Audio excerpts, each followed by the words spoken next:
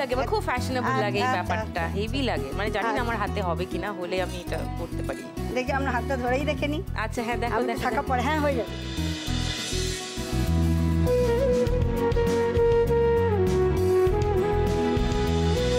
এটা হবে আমার হাতে? হ্যাঁ হ্যাঁ হ্যাঁ। ও মা, পলাও এনেছি। আচ্ছা পলা পরি দাও। হ্যাঁ হ্যাঁ হ্যাঁ হ্যাঁ হ্যাঁ।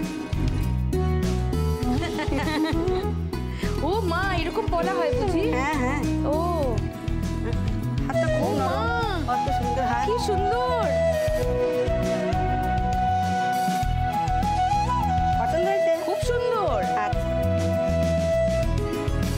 দেখো গৌরীর হাতে শাখা, গৌরীর হাতে পরা শাখা, ভাবা যায়? গৌরী হচ্ছে কার নাম? ইয়েস ইয়েস, মা দুর্গা। একদম।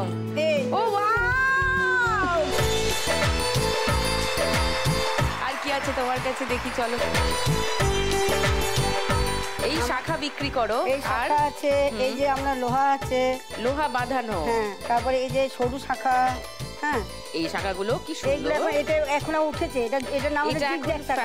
জিগজ্যাগ শাখা। এই যে জিগজ্যাগ শাখা, এই যে জিগজ্যাগ পলা। ও বাবা, জিগজ্যাগ শাখা এন্ড জিগজ্যাগ পলা।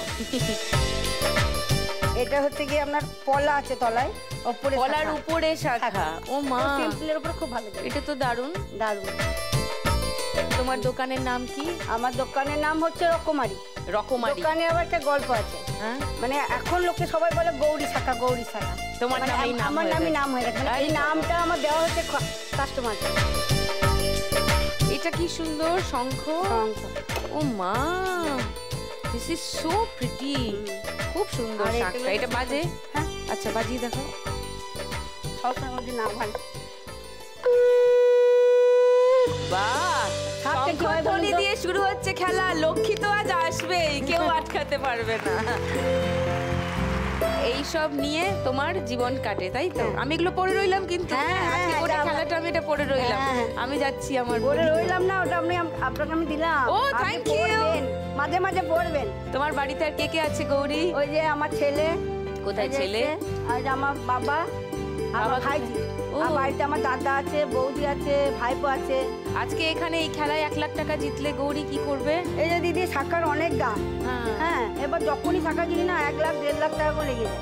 ওই আমার ইচ্ছা আছে যে আমি আরো অনেক শাখা তুলব। তো তোমার ব্যবসার কাজে, তোমার দোকানের কাজেই লাগাতে। গৌরী, তোমার স্বপ্ন সফল হোক, তোমার দোকান বড় হোক, এই কামনাই করবো। আর এরকম হাসি মুখেই থাকবে সব সময়। সোমার কাছে আসি। সোমা, তোমার কথা। নমস্কার দিদি, আমার নাম সোমা পাল, আমি হাওড়ার কোনা থেকে আসছি।